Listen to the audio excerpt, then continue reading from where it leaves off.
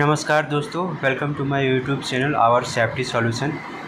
आज मैं बात करने वाला हूँ do and don't for welding and gas cutting work. मतलब वेल्डिंग एंड गैस कटिंग करते वक्त हमें क्या करना चाहिए और क्या नहीं करना चाहिए, इसी के ऊपर आज के वीडियो में चर्चा करेंगे।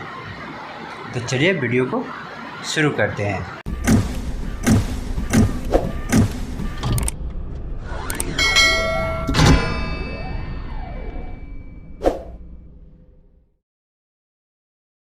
वेलकम बैक दोस्तों।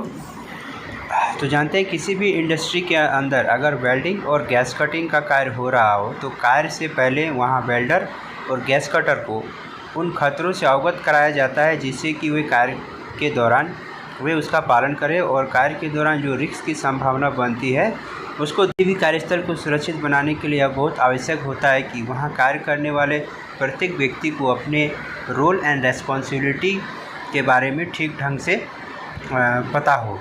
जब वो अपने रोल्स और रेस्पॉन्सिबिलिटी जानेंगे तो वे सेफ प्रोसीजर में कार्य करने का प्रयास करेंगे। इसलिए आवश्यक होता है कि कार्य करने वाले प्रत्येक वर्कर्स को अपने डेजिग्नेशन के अनुसार यह पता होना चाहिए कि कार्य के दौरान उसे क्या करना चाहिए और क्या नहीं करना चाहिए।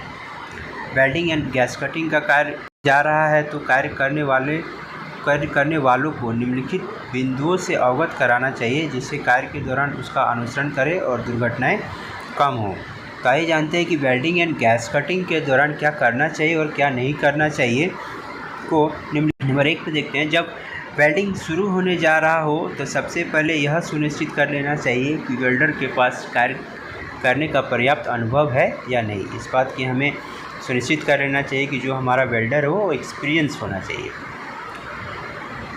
स्थान पर भी वेल्डिंग या कटिंग करने जा रहे हो तो कार्य शुरू होने से पहले हॉटवर्क परमिट लेना होता है।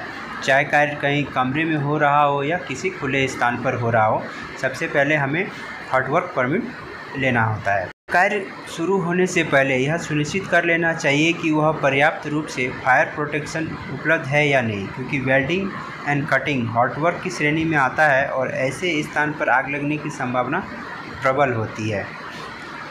इसीलिए हमें यह सुनिश्चित कर लेना चाहिए कि हमारे पास फायर प्रोटेक्शन के पर्याप्त इक्विपमेंट मौजूद है या नहीं।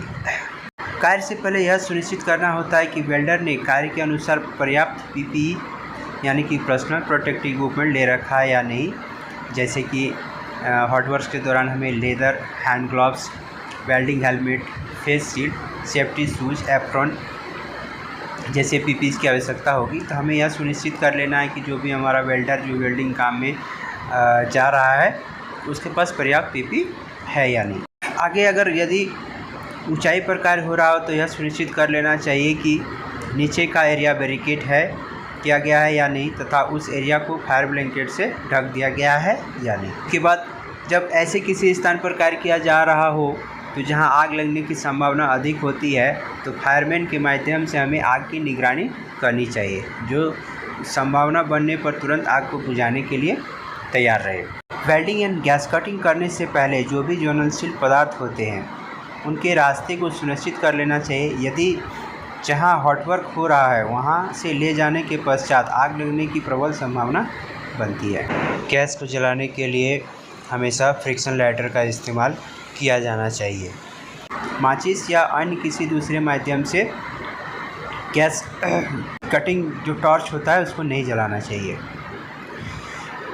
जो भी गर्म वस्तुएं हैं उसे दूसरों की पहुंच से दूर रखें और कुछ ऐसे संकेत दर्शाएं जिससे दूसरे उस वस्तु को ना छुएं। वेल्डिंग केवल गीला नहीं होना चाहिए तथा उसके किसी भी प्रकार का फ्लेमेबल मटेरियल जैसे कि ऑयल, ग्रीस नहीं लगा होना चाहिए। कटिंग करने से पहले होज पाइप के डैमेज को जांच कर लेना चाहिए। जब भी कन्फाइंड स्पेस के अंदर कार्य हो रहा हो तो सिलेंडर हमेशा कन्फाइंड स्पेस से बाहर होना चाहिए। जब कन्फाइंड स्पेस के अंदर वेल्डिंग कार्य का संचालन किया जा रहा हो तो ऐसे में वेल्डिंग मशीन हमेशा कन्फाइंड स्पेस के बाहर होना चाहिए। जब भी वेल्डिंग एंड गैस कटिंग का कार्य हो रहा है उस पर फ्लोर पर किसी भी प्रकार का फ्लेमेबल मटेरियल नहीं होना चाहिए। जब भी गैस कटिंग या गैस वेल्डिंग किया जा रहा हो तो FVA यानी कि फ्लैशबैक अरेस्टर गैस कटिंग या गैस वेल्डिंग सेट में लगना अनिवार्य होता है। इसकी भी एक ही परमिट से गैस कटिंग एंड वेल्डिंग कार्य का संचालन नहीं करना चाहिए। इसके लिए अलग अलग परमिट लेना चाहिए। अब हम देखते हैं कि वेल्डिंग एंड गैस कटिंग के दौरान हमें क्या नहीं करना चाहिए।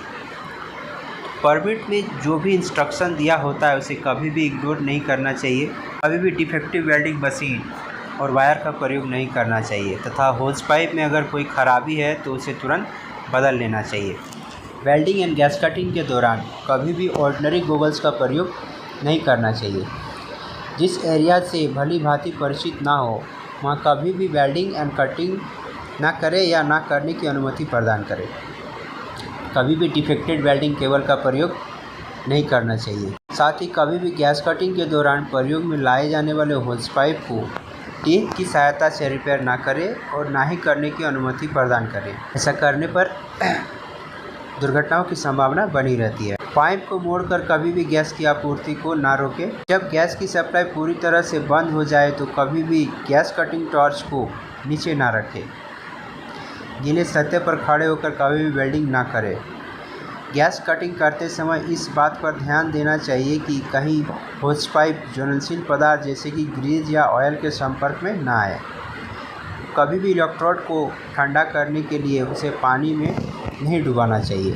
तो ये सब कुछ पॉइंट्स है दोस्तों जो हमें कभी भी वेल्डिंग या गैस कटिंग करते समय भी का अनुसरण करना चाहिए।